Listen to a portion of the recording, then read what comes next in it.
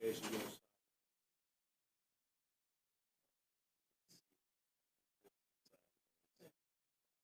conference will now be recorded.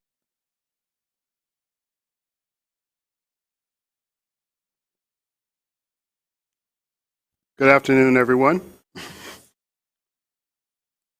I want to bring to order this meeting of the Technical Transportation Committee for Tippecanoe County. And our first item of business is approval of the minutes from our previous meeting.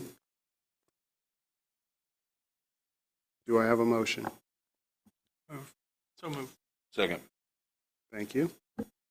Motioned and seconded. Is there any discussion about the details of the minutes? Appearing to be none, I'll proceed with the vote. All in favor of approving the minutes from our last meeting, please say aye. Aye. Aye. All opposed, same sign. Minutes are approved. The next item on the agenda is access permits. Do we have any information to share today? I have nothing to share today. Thank you for asking. Okay. So then moving right along, we have an opportunity to amend the 2024 through 28 Transportation Improvement Program, TIP. Doug, you have the floor. Hey, thank you. Good afternoon, everyone. We have two TIP amendments basically to bring before you. The first is a fairly simple and straightforward amendment. This is in regards to REC, and they're receiving $25 million in RAISE grant funds. Since it is federal funds, it is a requirement that this project be represented or in the Transportation Improvement Program. So that's what this amendment is in regards to, is putting it in the TIP. You can see the information for the project is shown, and this would how it would be shown in the TIP. Preliminary engineering, there's funding for that, and then for construction as well. Right away will be handled through local funds. So basically it's fairly straightforward, just programming this project in the TIP and asking for your recommendation to do so. Questions or comments?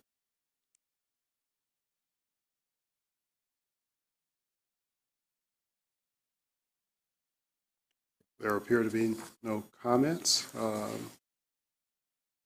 So you are making the motion? A recommendation. Yes. Okay. So then I'll be looking for a second. I do have a quick question. Yes. So this goes in the TIP. Yes. It's a direct grant. Yes. Does it have to go into the STIP?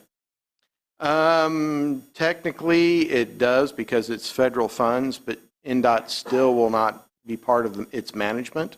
Right. So it does not have a DES number, but since the federal funds are involved, it'll need to be in the TIP and STIP. Okay. Wondered about it. Okay, so let me straighten that out. Doug's making the recommendation. I would like someone to make a motion. So moved. Do I have a second? Second. Okay. The motion and seconded. No further questions. We'll proceed with the vote. All in favor, please say aye. Aye. All opposed, same sign. Motion is Great. accepted. Thank you very much. The second item on the agenda is a continued discussion of the additional $650,079 in federal funds. The staff report, as shown, shows the breakdown between the different funding categories. And as you remember, we are basically handling this similar to a mini TIP process where we went out and asked for requests to use these funds, and we have received two. One is for the South 9th Street project for the right-of-way phase, and that amount was $200,000. The second request was for the Soldiers Home Road project for preliminary engineering in the amount of $303,880. That gives us a total of a little over $500,000. The balance is $146,199. So in order not to lose these funds, our suggestion is that we flex this balance over to City Bus to allow them to use it for bus replacement, bus stop improvements on sidewalk, and possibly sidewalk connections to bus stop to give them flexibility. So basically, we have here, first step would be discussion of this allocation of funds, if that is agreeable to everyone. And then if that is agreeable to everyone, the second step would then be to start the amendment process, and that these amounts shown here would be added to the projects through a TIP amendment. Questions or comments? Okay, there appear to be none. So that's two separate motions. Correct. Okay. So do I have?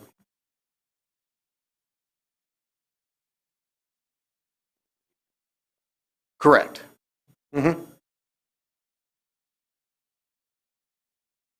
You're saying two motions, there's three allocations. Well, the first one would be, the motion would be to agree to the allocating the funds to South 9th Street, Soldiers Home Road, and then to City Bus. Okay, so moved. Do I have a second? Second. Thank you. Okay. It's Any not- further, you any didn't got further anything discussion on that point? None being, no discussion. All in favor, please say aye. Aye. All opposed, same sign. And then I would move to allocate the remainder to City Bus? Well, that was in the first one. This one would be, I'm sorry, did I not make that clear enough? I thought the first motion was the allocation between the two cities. The two cities and the City Bus, the three Oh. entities. Okay, so what's the other? The second one would be then, after approving the allocation, would be then to make a motion to the policy board to amend these funds into the TIP for these projects. So it shall be. Okay. Do I have a second? I'll second that one as well. Any further discussion? All in favor, please say aye. Aye. All opposed, same sign. Motion passes. Thank you. Thank you. So our next item is APC progress report, beginning with the MPO update. And Aria.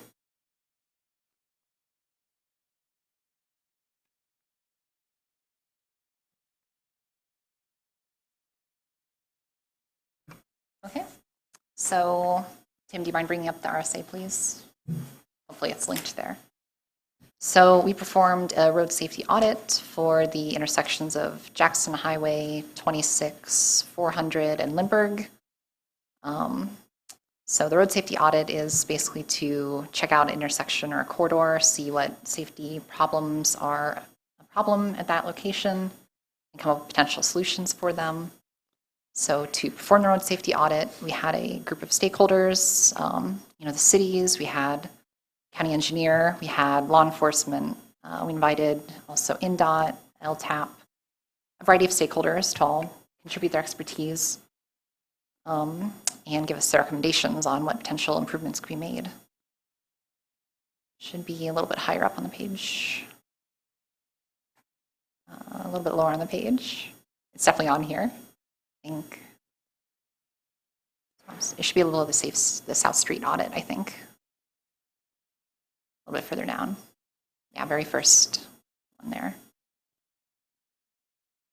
So the reason for doing this road safety audit was there was a fatality crash, a bicycle fatality crash in 2018. But there are also a pattern of injury crashes as well. We have the whole report available on our website if you'd like to read it. It details, the information about the physical attributes of the intersections, some of the stuff we noted during our field visit, and there's a recommendation section. Here the maps and data would probably be the best to look at. There's I think one or two more down should be the crash diagram for Lindbergh, I think up one. And Bergen 400, here we go. This is where the fatality crash was. So you can see the pattern of PDO crashes in black and the injury crashes in orange there, and the fatality crash in red. So performed the audit, came up with the conclusions, and I think a lot of the recommendations were to install a roundabout was one potential alternative. I think the alternatives are higher up. Oh, there's a lot of attachments as well with like traffic data, crash data, et cetera, for the report. There were some other alternatives besides roundabouts. There was also a T intersection alternative to make a whole ton of T intersections. Various different roundabout options, roundabouts, peanuts, roundabouts in different locations. So that was the report we did. If anyone has any questions about it, I had an example peanut roundabout there. It would be the first one in our county, but Indianapolis, I think, is building one, as I noted in the report. In 2028, I think they'll be building one in Indy somewhere. It's in their MTP, or in their TIP, rather. So, any questions about the road safety audit?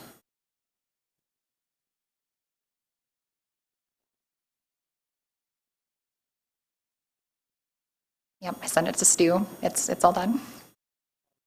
All right.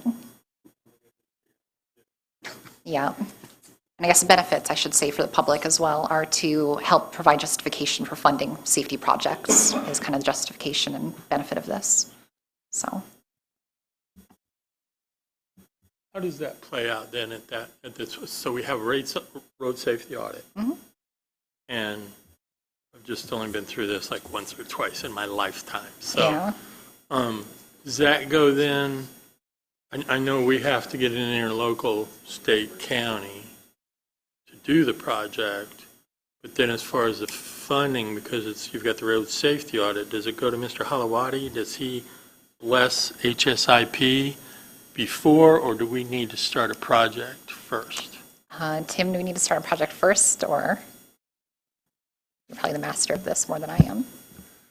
Yeah, I believe once we have this done and it's sent to him, then we can basically get his blessing before we start it. So we don't have to like wait and see if it gets approved. Because we did this, that should allow it to meet the criteria to use the HSIP and the 9010. So he approves it, then we've got HSIP, and we know that as we program the project, that it'll be a 10%. Yeah. And then, of course, the question would be how the dollar amounts could split up and all that we are thinking about. Yeah. Right. Yeah. And I think we ought to do it on population. The state pays based on their population. No comment. We pay based on our population. That'll work, won't it? He's talking to me. Won't it? Won't that work? That's a good. We're talking about it. Doug, did we miss anything about the funding that's important to add? Well, now that the safety audit is done,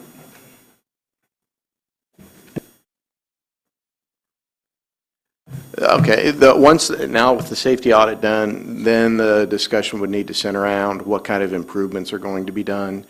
And then once that is decided upon, then because this is not a programmatic project, a real simple, straightforward one that NDOT will let you use the safety funds for, there is a actual form that needs to be filled out. And then once that form is filled out, and there's a bunch of questions and detailed information, but the safety audit covers most of it, that is sent to Mike Halawadi, and then it is reviewed by the NDOT Federal Highway Safety Committee. And then once they review it, if they feel like it's acceptable, then they will approve the project for safety funds. Very similar to what we did for the McCutcheon pedestrian safety project. But that's another example. And then also with the North River Road, similar situation. The County Road 430 South, Concord Road intersection improvements, they were basically all done through this whole entire process that we're going through right now with this.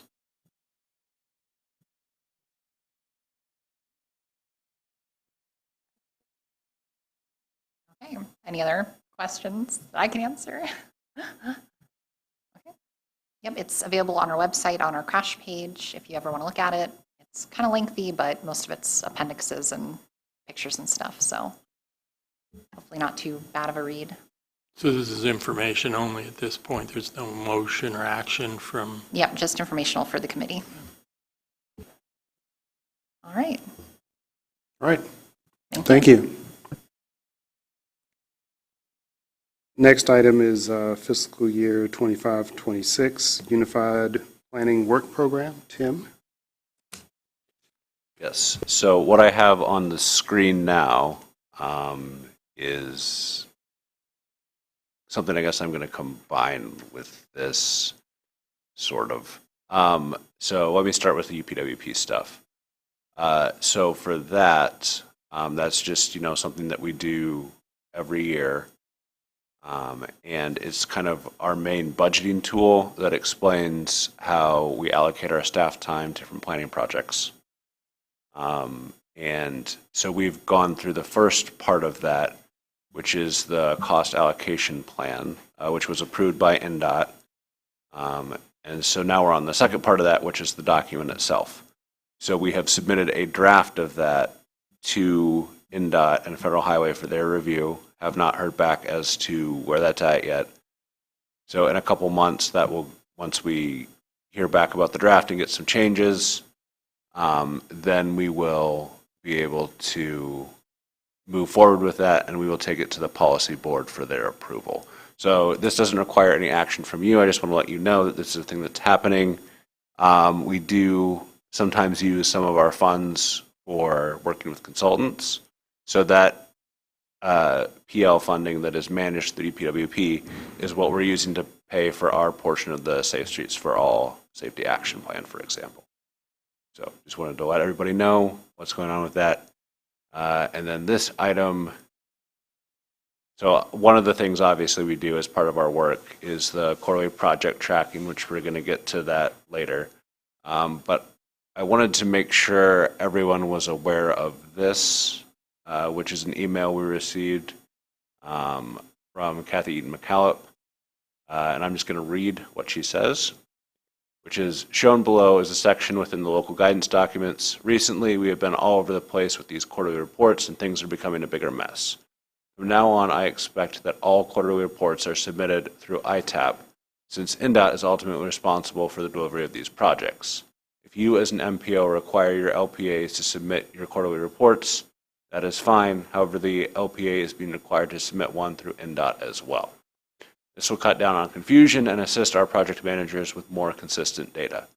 If your LPAs are not registered, they need to contact Mike Kales to get their account established. Each MPO will be responsible for scheduling their quarterly tracking meetings, and I will make sure that the local rural program is taken care of as well. This will take effect with the April quarterly reporting that must be uploaded by April 21st, 2024. If you or any of your LPAs have any questions, please let me know.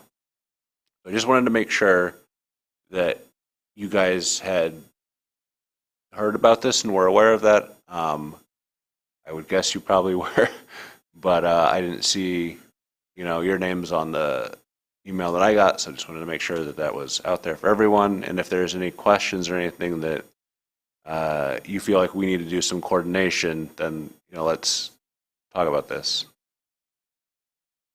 And that can be a separate conversation from this meeting, but I just want to, again, make sure that we're all on the same page so that, and that doesn't yell at you because of something I missed or whatever, right? Like that's, we're just trying to make sure we're all on the same page here.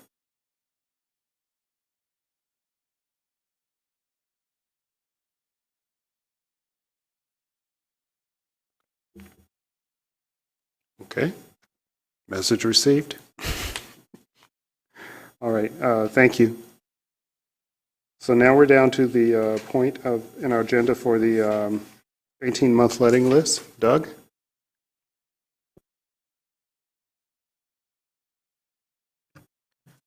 Once again, it's a fairly short list. We do have, if you can go back to page 1. Basically, there's 3 new projects, and these all came about because of an NDOT tip amendment that we processed late last year. So just recently realized that since we did include them in the tip, that we needed to start tracking them, so that's why they are shown. As you see, one was actually let in January. And if you go to the second page,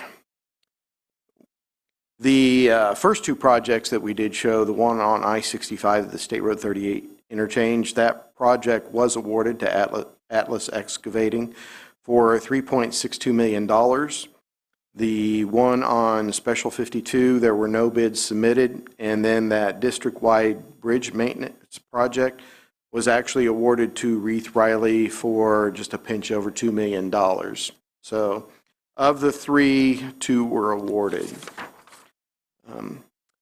The next project, the one for the noise abatement, that in reading NDOT's website, it's my understanding this has been moved to the July letting.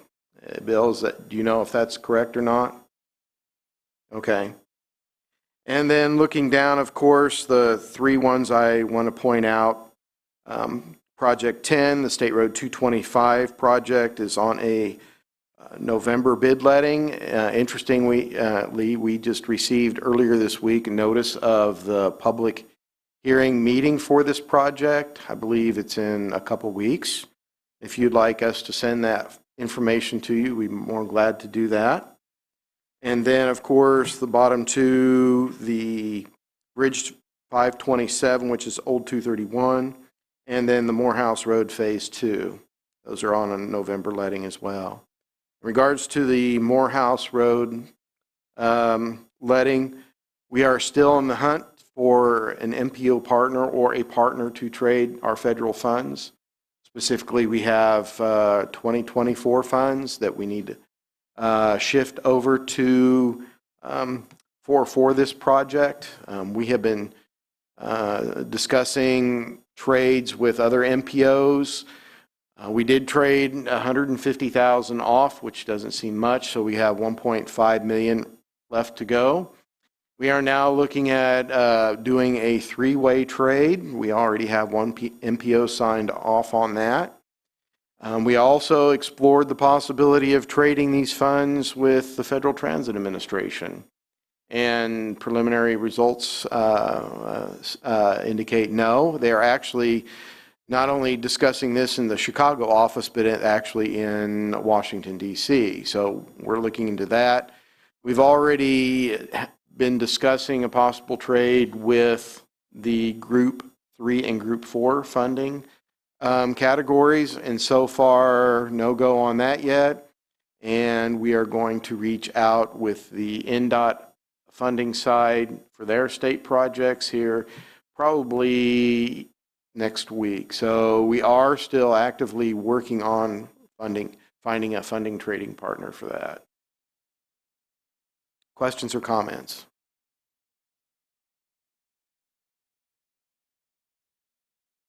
Okay, well, thank you. Thank you. Our next item is quarterly reports. Tim, you have the floor.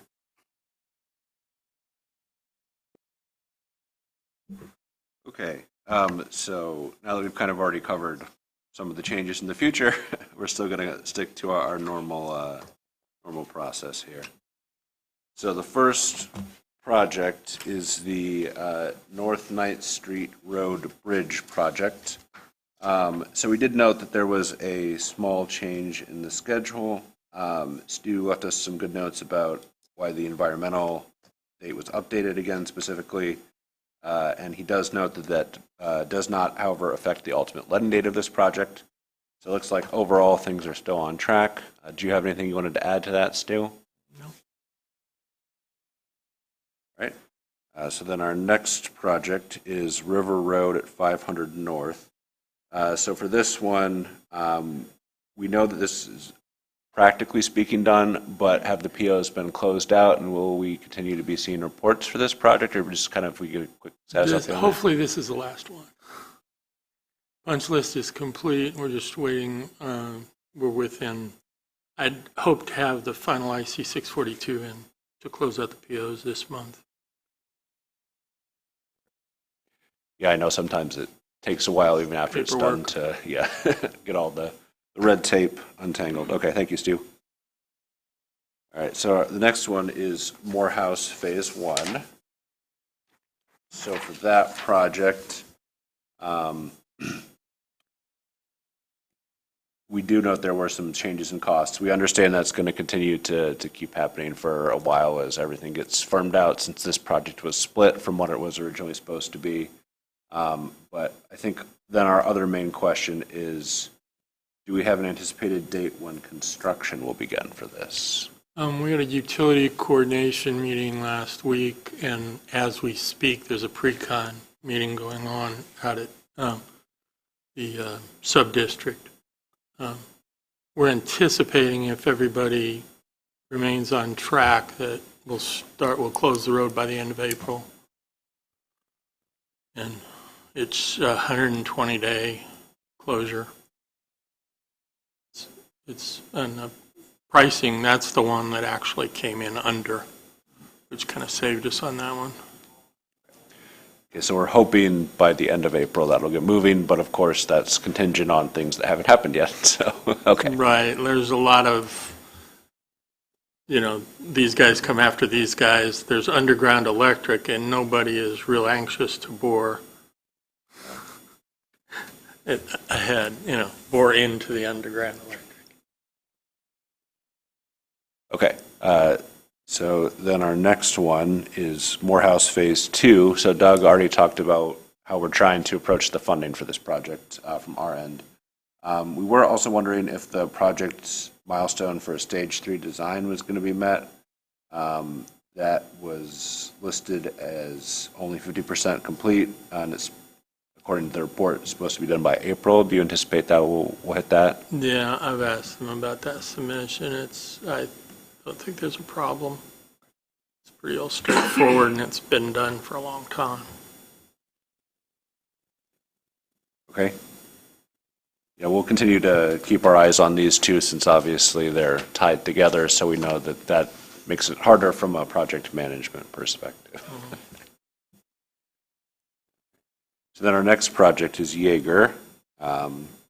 So we did note that there was a small change in costs. Do we have an anticipated date for the POs to be closed for this one? It's in the same, there's still this spring, there's sod that failed. They're doing that. And then we'll have to do the 642. So I would like to think before the next quarterly, but it might be one more quarterly beyond that.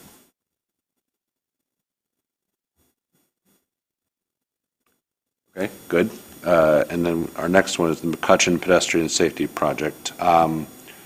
So has this project been completed, and then which I think it has, but is there anticipated date for the ribbon cutting for this?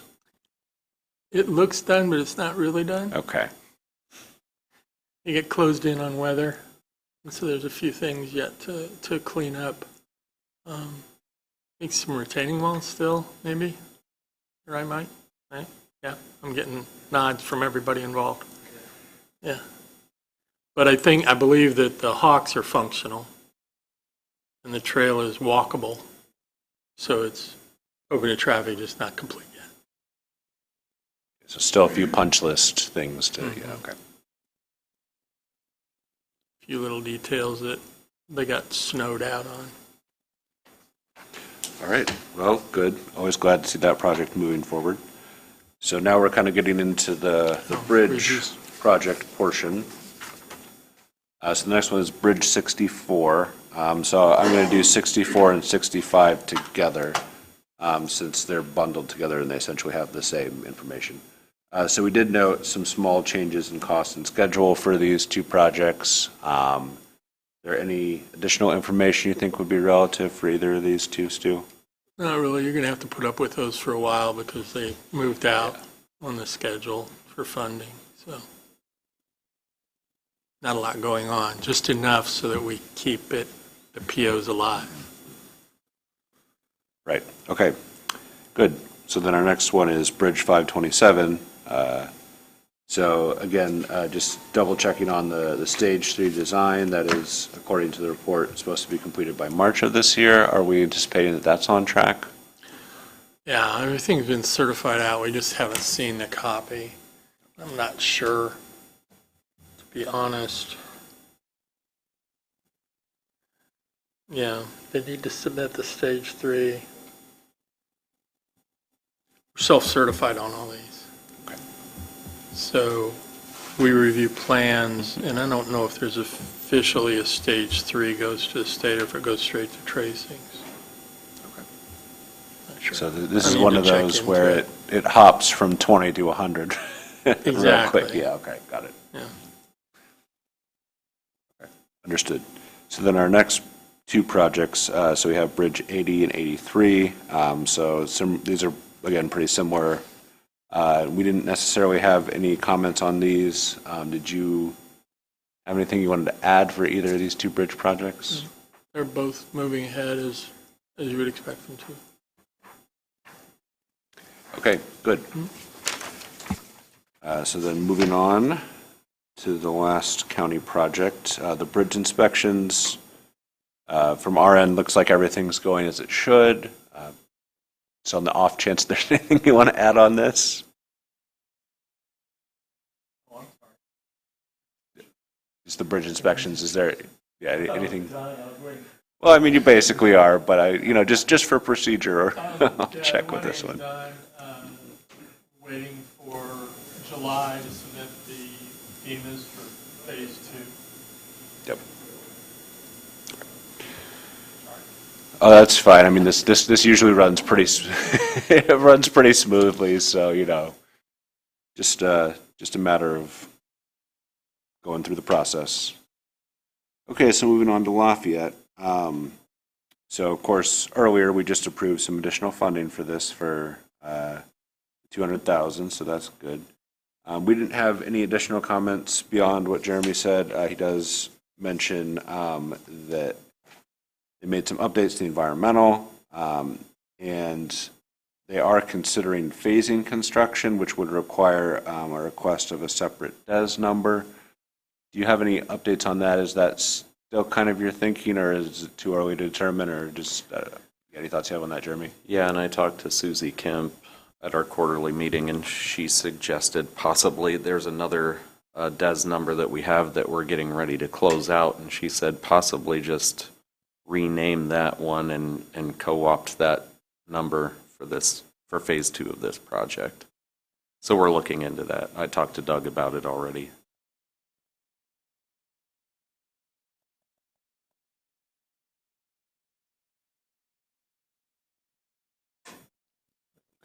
Anything else you wanted to add on that project beyond what you've said in your comments there? Nope.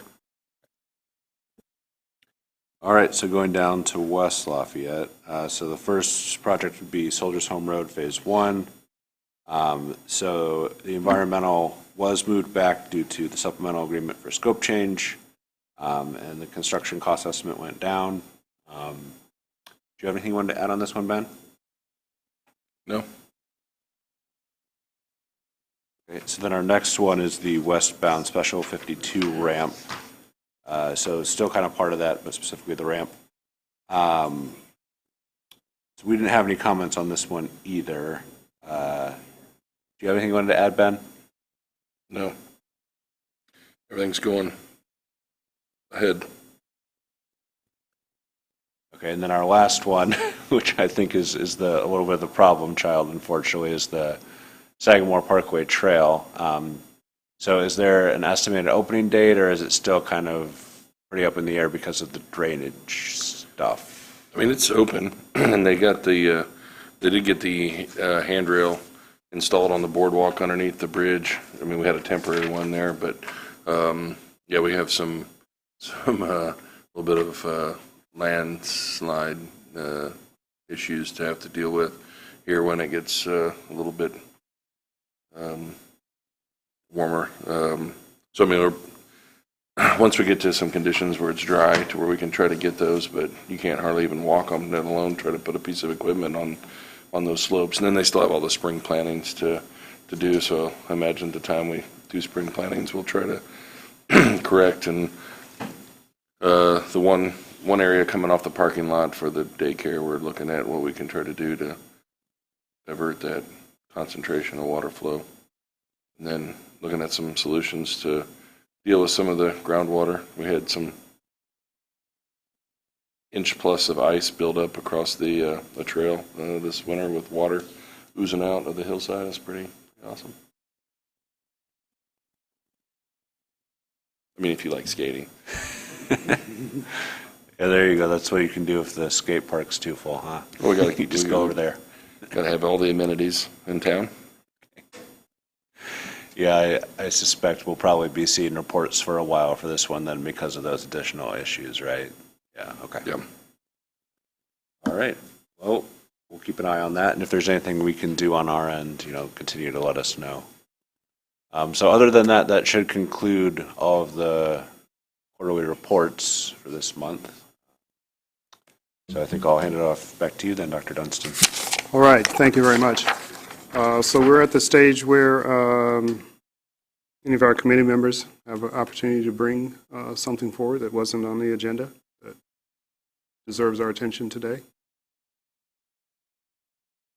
Okay, there appears to be nothing at top of mind. Now is the moment for citizen comments. Do we have any comments from the citizens? No, we do not. Okay, therefore, we are at the moment where I will entertain a motion to adjourn. I move that we adjourn. Do I have a second? Second. I have a motion and second. All in favor? Please say aye. Aye. That sounds unanimous. I declare this meeting adjourned. We will see you again in a month.